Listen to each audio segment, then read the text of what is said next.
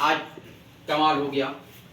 जैसा हमने बताया था आपसे कि बारंबारता वाले 10 नंबर के लगभग क्वेश्चन आ जाएंगे। आज आपका मैथ का पेपर हो गया और उसमें 7 नंबर का क्वेश्चन आ गया।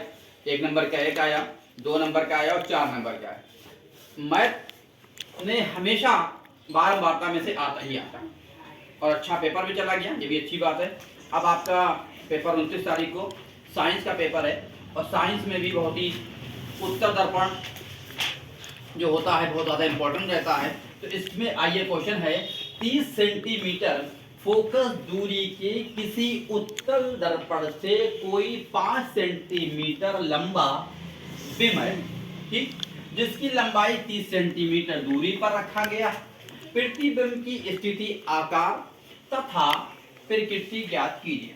ठीक है, तो आपके पास दिया है, यानी कि एफ क्या है, फोकस हो गया, 30 सेंटीमीटर हो गया, यू यानी कि 3 दर्पण थे 30 सेंटीमीटर हो गया और ये आपको पूछा जा रहा है।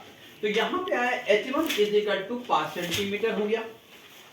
सूत्र के अनुसार, जैसे सूत्र जो हमारा जानते हैं 1/v plus 1/u is equal to 1/f is equal to 1/v is equal to 1/f minus 1/u is equal to 1/30 plus 1/30 हो जाएगा। ठीक, 1/v is equal to 1 plus 1, but ये आपका 1 प्लस 1 ये आ गया आपका, ये 2 हो जाएगा। ठीक है, फिर इसको जोड़ेंगे जब हमने तो 30 हो गया।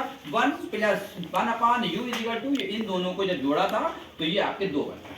ठीक, जो ये इसमें से सिर्फ एक रह जाता, 30 हो गया। तो v बराबर आपका 30/2, v बराबर 15 सेंटीमीटर आ गया, क्योंकि ये आप इसको काट सकते हैं, 2 एकम 2, 2 पंजे 10 काट भी सकते हैं। ठीक, तो अब यहाँ पर आपको 15 सेंटीमीटर ये आ गया।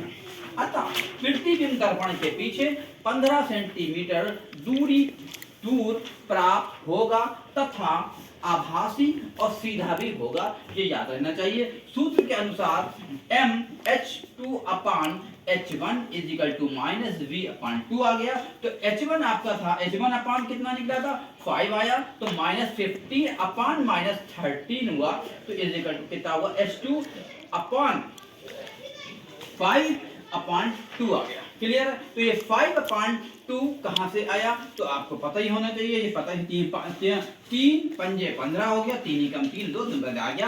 तो 0 पॉइंट, जब इसका आंसर देखें कितना हो जाएगा, तो ये आया 5 को 2 से करेंगे, 2 दूनी 4 बटा 1 बचा दशमलव लगाया, 0 बढ़ाया और 2 पंजे 10 आया। तो आंसर आया आपका 2.5 सेंटीमीटर आ गया। अतः प्रतिबिंब बिंब से छोटा होगा। ये 100% आपको सवाल मिलना है 2 नंबर का।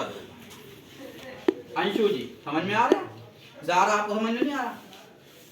तो इस तरीके से जब सवाल करेंगे, ज़्यादा समझ में आ रहा है? आप एक बार नहीं 2 बार 10 बार, जब भी कभी आपके पास 2 दिन का टाइम है, आज भी है कल भी है, इसे पढ़िए और बाकी जितना भी है आप पढ़ना है। साइंस अच्छा पढ़ चुके, तैयारी अच्छी है, आज आपका मैथ का पेपर भी अच्छा हो गया, तो इसके लिए अभी साइंस है और तैयारी करिए। पहला क्वेश्चन अगर कहीं कुछ ना समझ में आए तो फिर से पूछ सकते हैं। चलिए।